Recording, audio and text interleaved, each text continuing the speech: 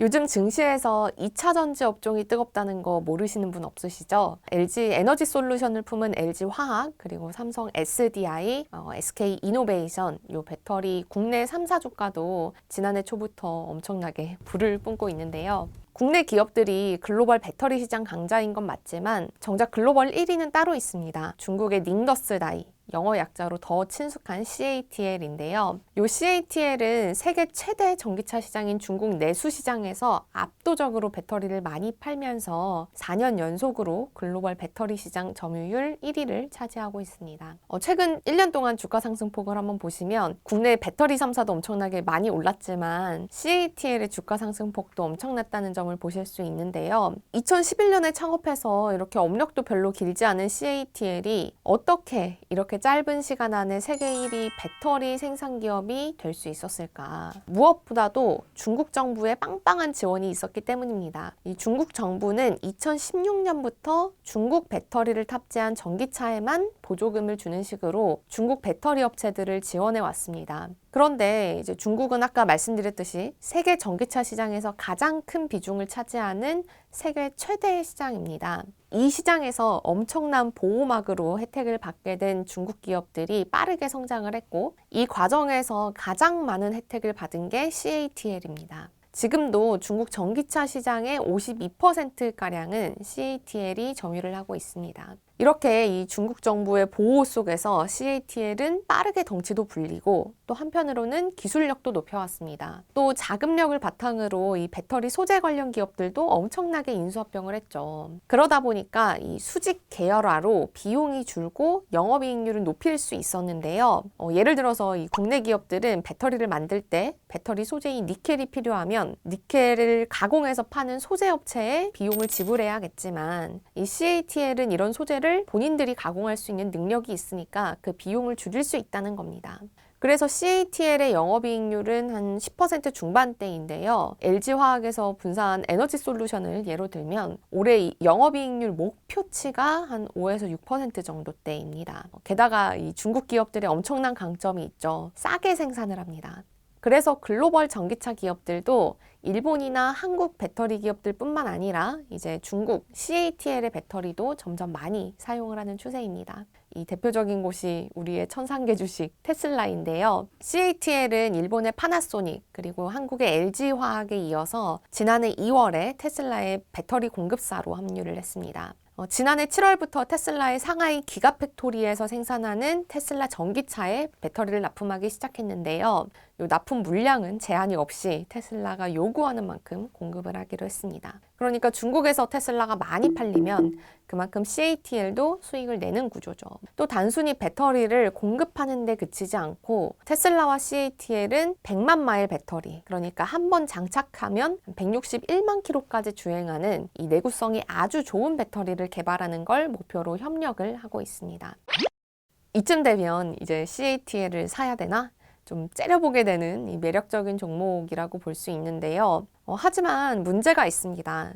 이 CATL은 중국의 창예판, 그 창업판이라고 하는 시장에 상장을 해 있는데요. 이 창업판은 중국 선정거래소에 속해 있는 시장입니다. 한국거래소 아래에 코스피와 코스닥이 있듯이 이 선정거래소 안에는 대형주 중심의 메인보드, 그리고 중소형주 중심의 중소판, 그리고 IT 벤처 중심의 창업판이 있습니다. 이 한국 개인 투자자들은 선정과 홍콩거래소를 잇는 성강퉁 제도를 활용해서 홍콩거래소를 통해 선정거래소에 상장한 주식을 살 수 있습니다. 하지만 여기 있는 모든 주식을 다 살 수 있는 게 아니라 이 메인보드 중에서도 B주로 분류된 주식만 외국인들이 투자를 할 수 있습니다. 이 메인보드의 A주나 중소판 그리고 창업판에는 중국인들이나 아니면 허가받은 외국인만 투자를 할 수 있는데요. 이 중국 증시 구조 정말 복잡하시죠?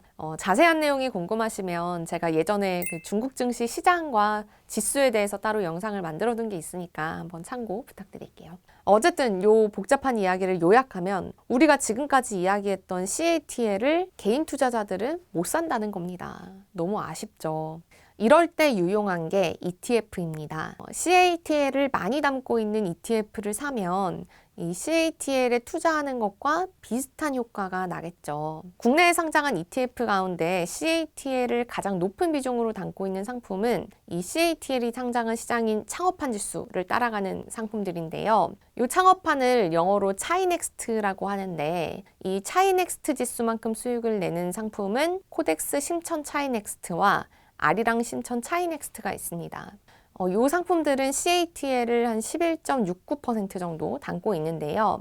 두 번째로 비중이 높은 건 동방제부정보라고 하는 이 중국의 금융정보 플랫폼 기업입니다. 중국 내에서도 이제 개인 투자자들이 빠르게 늘면서 최근에 주가가 빠르게 급등한 종목이고요. 이 밖에 의료기기 기업인 마이루이 의료, 안과 병원 체인인 아이얼 안과그룹, 이런 중국의 창업한의 시총 상위 종목들이 순서대로 담겨 있습니다. 요 CATL 비중이 높은 차이넥스트 지수 자체도 매력적이지만 조금 더 중국의 전기차와 또 배터리 관련 기업에 집중해서 투자하고 싶다라고 하실 때는 타이거 차이나 전기차 솔라 액티브 ETF를 고려해 보실 수 있을 것 같아요. 국내 상장 ETF 가운데 거의 유일하게 중국 전기차 관련 기업 전반에 투자하는 ETF인데요.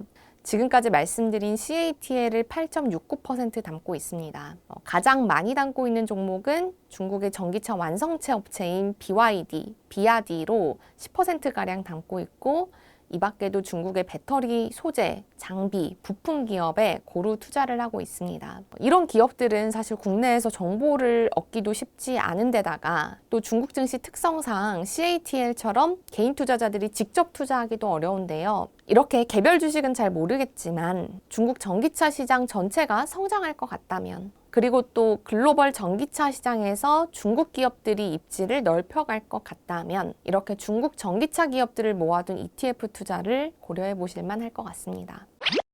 해외 상장 ETF 중에서도 요 CATL을 비롯한 전기차 시장에 투자하는 ETF가 있습니다. 이전에 2차 전지 영상에서도 한번 소개해드린 적이 있는 BATT와 그리고 LIT인데요.